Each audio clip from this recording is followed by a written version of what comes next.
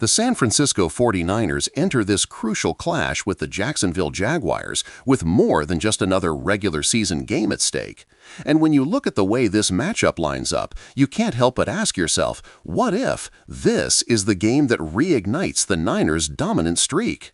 Do you know that both teams bring not only contrasting styles, but also a burning desire to prove themselves on the national stage? The 49ers, a team defined by their physicality and system under head coach Kyle Shanahan, are now staring down one of the AFC's most improved rosters, led by Trevor Lawrence, a quarterback who has been groomed for this very spotlight. But the keys to victory for San Francisco lie not only in what they do on offense, but also in how they adapt defensively to Jacksonville's growing confidence. First, let's talk about Brock Purdy, because all eyes will once again be on the young quarterback who has been both praised as Mr. Irrelevant turned franchise leader and questioned after recent inconsistencies. What if Purdy finds his rhythm early against a Jaguars secondary that has shown cracks in zone coverage? If Purdy can lean into Shanahan's rhythm-based system, getting the ball out quickly to playmakers like Deebo Samuel and Brandon Ayuk, then the 49ers could exploit Jacksonville's linebackers who often get caught flat-footed against motion-heavy offenses. Do you know the Jaguars' defense, while strong against the run, has been exposed multiple times this season on cross routes and play-action fakes, exactly the areas where Shanahan's offense thrives? That means every jet sweep, every fake handoff, and every slant has the potential to create explosive plays, and if that happens, the Niners could tilt momentum early. But the Jaguars are no pushovers, especially up front, where Josh Allen has been terrorizing offensive lines. What if Allen disrupts Purdy's rhythm before it ever begins? That's where Trent Williams, San Francisco's anchor on the offensive line, becomes a key to victory, because his battle with Allen could dictate whether the Niners' passing game ever gets a chance to unfold. On the ground, Christian McCaffrey's role cannot be overstated, because do you know that Jacksonville is ranked top 10 in run defense, but tends to struggle against backs who can both run and catch effectively? McCaffrey's versatility could pull linebackers out of position, opening lanes for screens, option plays, and wheel routes, which Shanahan will surely scheme.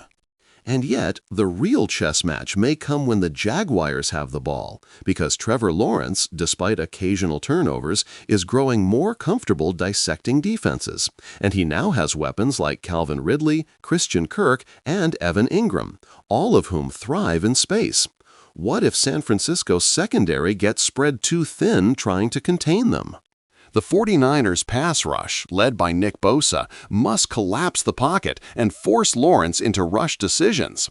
But do you know Lawrence has quietly improved in escaping pressure and turning broken plays into big gains?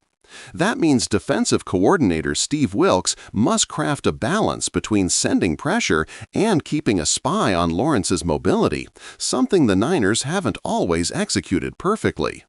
Linebackers Fred Warner and Dre Greenlaw are crucial here because their sideline-to-sideline coverage could neutralize Jacksonville's short passing attack, especially screens to Travis Etienne, the Jaguars' explosive running back. What if Etienne breaks free early and turns this into a track meet? Then the Niners could find themselves chasing a game they were expected to control. The truth is, this matchup is as much psychological as it is physical, because the Jaguars, once seen as a rebuilding team, are playing with nothing to lose, while San Francisco carries the weight of expectations. And do you know how dangerous a team with nothing to lose can be in the NFL? It often leads to risky plays, aggressive fourth down attempts, and unexpected trick plays. And Shanahan's squad must remain disciplined to avoid being caught off guard. Special teams, too, could swing momentum, because what if a single return, a blocked punt, or a missed field goal shifts the emotional tide in Jacksonville's favor? That's why field position battles, often overlooked, could quietly decide the outcome. Now, let's consider the intangibles. This game isn't just about X's and O's, it's about hunger, momentum, and resilience.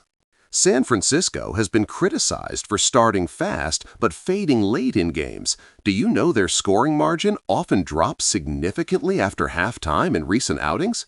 That suggests adjustments haven't always clicked, and against a Jaguars team that thrives in the second half, the Niners must prove they can finish strong. Imagine this. What if the game comes down to a 2-minute drill, with Purdy needing to drive 70 yards against a fired-up Jaguars crowd? Does he have the poise to deliver?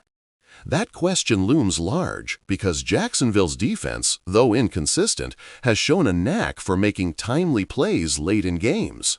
On the flip side, what if Lawrence is the one under pressure late, facing Bosa and a roaring 49ers front? Does he have the grit to withstand it? These scenarios aren't just hypotheticals. They're the kind of moments that define games and seasons. Another key lies in discipline. Penalties have haunted both teams at times. And in a close contest, do you know a single roughing the passer call or pass interference flag could alter everything?